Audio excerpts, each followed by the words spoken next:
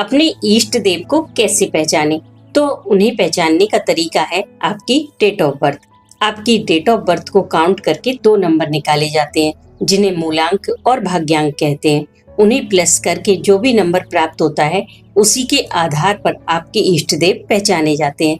लेकिन कभी कभी ये तरीका भक्ति के आगे फेल हो जाता है, क्योंकि हमारी भक्ति किसी और देव में होती है। मान लीजिए आपकी डेट ऑफ बर्थ से आपके इष्ट देव हनुमान जी निकले, लेकिन आपका दिल कृष्ण से लगा है, तो यहाँ पर थोड़ा सामंजस्य बिठाना कठिन हो जाता है और आपके मन में एक गिल्ट आ जाता है कि कहीं हम कोई गलती तो नहीं कर रहे। तो आज आपके इन्हीं सारे सवालों का जवाब मिलेगा। दोस्तों, अपने इष्ट देव को पहचानने के 3 तरीके होते हैं।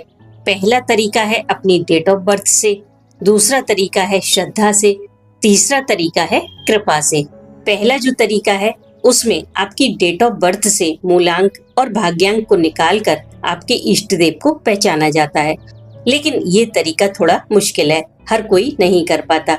अगर आप अपनी डेट ऑफ बर्थ से जानना चाहते हैं कि आपके इष्ट देव कौन है, तो आप किसी एस्ट्रोलॉजर से संपर्क करके अपने इष्ट देव को जान सकते हैं। लेकिन अगर आप मुझसे जानना चाहते हैं कि आपके इष्ट देव कौन है, तो अपनी right date of birth comment कीजिए, डेट, मंथ और ईयर के साथ। हो सकता है थोड़ा टाइम लग जाए, क्योंकि काउंटिंग करनी होती है, लेकिन आपको रिप्लाई जरूर मिलेगा आपके इष्ट देव के साथ।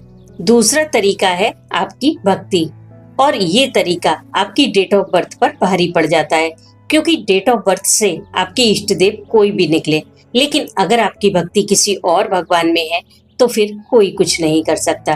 प्रेम के आगे सब बेवश हो जाने हैं। अगर आपका मन कृष्ण से लगा है, राम से लगा है, राधा से लगा है, तो फिर इष्ट देव चाहे शिव हो या विष्णु, क्या फर्क पड़ता है, क्योंकि प्रेम सबसे बढ़कर होता है।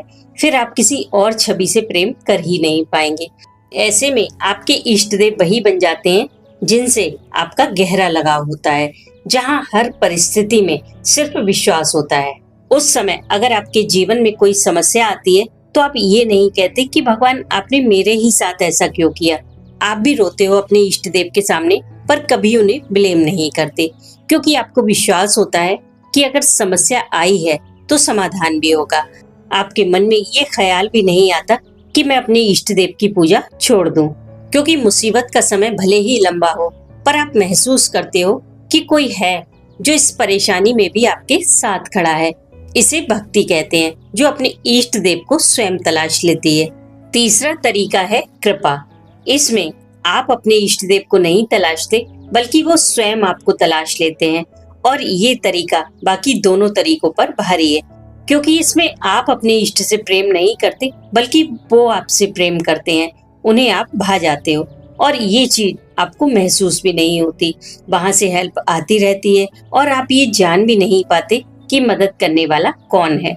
आप किसी और की ही पूजा में पड़े रहते हो, और ये सब आप तब महसूस करेंगे जब आप अपने जीवन को बहुत ध्यान से देखेंगे कि जब जब आप मुसीबत में थे, तब बाहर कैसे निकले।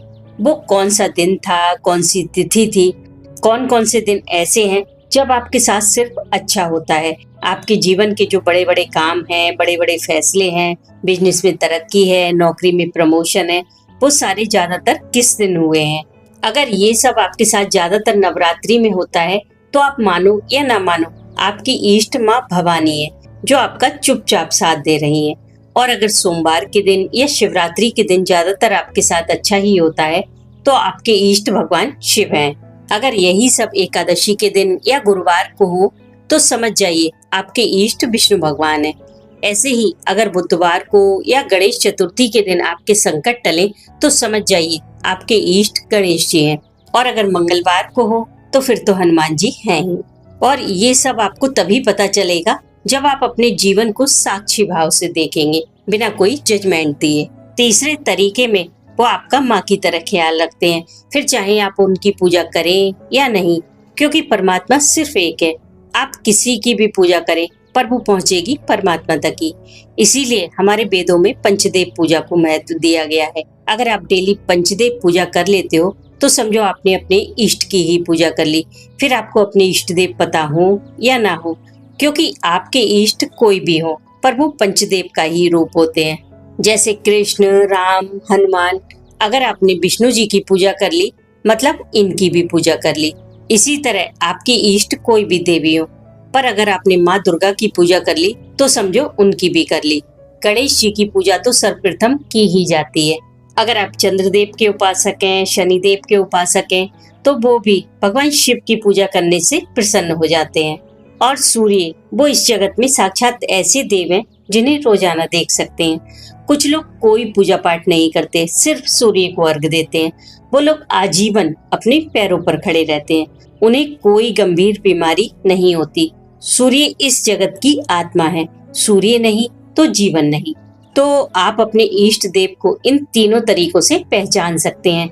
अपने इष्ट की पूजा करने का मतलब अपना हाथ किसी सुरक्षित हाथों में देना है। अपने इष्ट की पूजा से हमारे आत्मबल में वृद्धि होती है और हमारी कुंडली में चाहे कितने भी ग्रह दोष क्यों ना हो, अगर हमारे इष्ट देव हमसे प्रसन्न है तो कोई भी दोष हमें परेशान नहीं कर सकता। अपने इष्ट की पूजा से हमें उनकी कृपा तो मिलती ही है, साथ ही हमारी जीवन में सफलता की ऊंचाइयां प्राप्त करने की क्षमता बढ़ जाती है।